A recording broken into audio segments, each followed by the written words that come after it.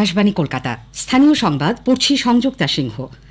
আরজিকর হাসপাতালের পিজিটি চিকিৎসকের ধর্ষণ ও খুনের কিনারা রবিবারের মধ্যে কলকাতা পুলিশের বিশেষ তদন্তকারী দল করতে না পারলে রাজ্য সরকার সিবিআই এর হাতে তদন্তভার তুলে দেবে বলে মুখ্যমন্ত্রী মমতা ব্যানার্জি জানিয়েছেন।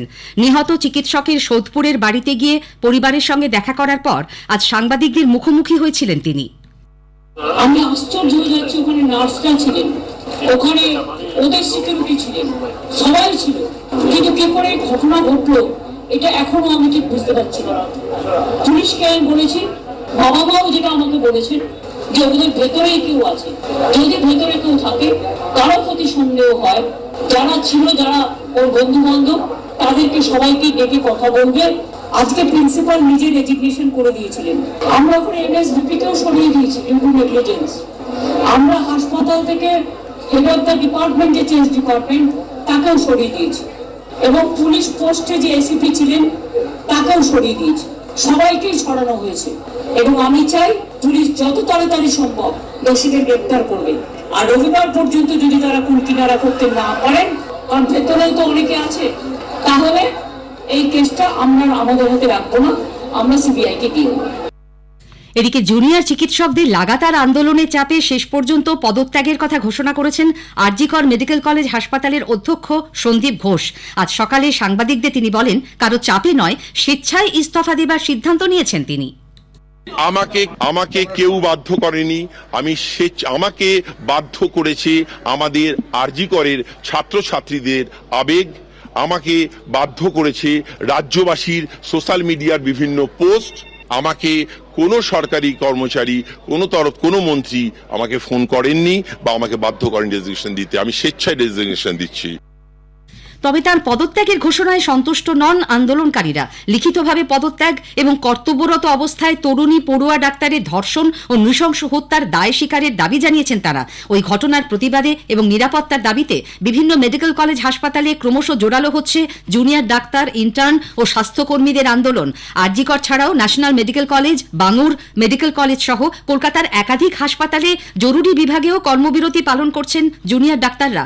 এর জেরে দুর্ভোগে পড়েছেন দূর দূরান্ত থেকে আসা রোগী ও তাদের আত্মীয় স্বজন। Federation of resident doctors association আজ দেশ জুড়ে সরকারি হাসপাতালগুলিতে কর্মবিরতির ডাক দিয়েছে, তবে জরুরি পরিষেবাকে এর আওতার বাইরে রাখা হয়েছে। আরজিকরের ঘটনার প্রতিবাদে এবং প্রকৃত দোষীদের গ্রেপ্তার ও কর্মক্ষেত্রে নিরাপত্তার দাবিতে দক্ষিণ চব্বিশ পরগনার ডায়মন্ড হারবার মেডিকেল কলেজ হাসপাতালের জুনিয়র চিকিৎসক এবং ডাক্তারি ও নার্সিং পড়ুয়ারা আজ অবস্থান বিক্ষোভ শুরু করেছেন। ফলে আউটডোর সহ বেশ কিছু বিভাগে পরিষেবা ব্যাহত হয়েছে, তবে জরুরি বিভাগে পরিষেবা চালু আছে। মালদা মেডিকেল কলেজ হাসপাতালে জুনিয়র ডাক্তারদের কর্মবিরতি 48 ঘন্টা ছাড়িয়েছে। আরজিকর কাণ্ডের প্রতিবাদে রামপুরহাট সরকারি মেডিকেল কলেজ হাসপাতালের জুনিয়র ডাক্তারদের অবস্থান বিক্ষোভ আজ তৃতীয় দিনেও অব্যাহত। কোচবিহার এমজিএন মেডিকেল কলেজ হাসপাতালের ডাক্তারি পড়ুয়াদের বিক্ষোভে বন্ধ করে দেওয়া হয়েছে আউটডোরের টিকিট কাউন্টার। সমস্যায় পড়েছেন রোগীরা এবং তাদের সঙ্গে বচসায় জড়ান ডাক্তারি পড়ুয়ারা। প্রতিবাদে সামিল হয়েছেন উত্তরবঙ্গ মেডিকেল কলেজ হাসপাতালের চিকিৎসকরাও। কল্যাণী এইমসেও কর্মবিরতির প্রভাব পড়েছে। কেন্দ্রীয় এই স্বাস্থ্য প্রতিষ্ঠানে আজ সকালে রোগীদের জন্য টোকেন ইস্যু করা হলেও পরবর্তী সময়ে তা বন্ধ করে দেওয়া হয়।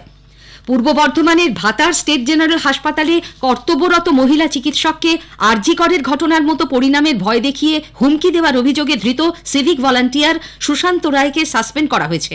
বর্ধমান আদালতে গতকাল তাকে পেশ করা হলে 16ই আগস্ট পর্যন্ত জেল হেফাজতের নির্দেশ দেওয়া হয়। দক্ষিণ চব্বিশ পরগনার বারুইপুরে ছাত্রীকে যৌন হেনস্থার অভিযোগে এক শিক্ষককে পুলিশ গ্রেপ্তার করেছে। শুভাশিস ব্যানার্জি নামে ওই শিক্ষকের বাড়ি হুগলির কোন্নগর এলাকায়। ধৃতকে আজ বারুইপুর মহকুমা আদালতে তোলা হচ্ছে। তার বিরুদ্ধে পক্সো আইনে মামলা রুজু করেছে পুলিশ। শ্রাবণ মাসের শেষ সোমবার শিবের মাথায় জল ঢালতে যাওয়ার সময় আজ সকালে শিলিগুড়ি লাগোয়া বাগডোগরার হাউদিজোতে পথ দুর্ঘটনায় 6 জন পুণ্যার্থীর মৃত্যু হয়েছে। পুলিশ সূত্রে জানা গেছে, উল্টো দিক থেকে দ্রুত গতিতে আসা একটি গাড়ি তাদের পিষে দেয়। আহত হন 4 জন। অন্যদিকে শিবের মাথায় ঢালার জন্য বাঁকুড়ার শুশুনিয়া পাহাড়ের ঝর্ণার জল নিতে যাওয়ার পথে বেপরোয়া লরির ধাক্কায় 2 পুণ্যার্থী প্রাণ হারিয়েছেন। রাজ্যে নতুন টোটো নীতি চালু করার আগে এই মুহূর্তে চলা মোট টোটোর সংখ্যা এবং তার মধ্যে বৈধ অবৈধ টোটো কত তা স্থির করতে রাজ্য সরকার সমীক্ষা শুরু করছে। টোটো মোটরযান আইনের আওতায় না পড়লেও বিকল্প উপায়ে তার নথিভুক্তির কাজ শুরু করা হবে। নির্ভুল তালিকা তৈরির ওপর বিশেষ গুরুত্ব দিয়ে আগামী 20 আগস্ট ভোটার তালিকা সংশোধনের কাজ শুরু হতে চলেছে। চলবে 18ই অক্টোবর পর্যন্ত। 29 অক্টোবর প্রকাশ করা হবে খসড়া ভোটার তালিকা। স্থানীয় সংবাদ শেষ হলো।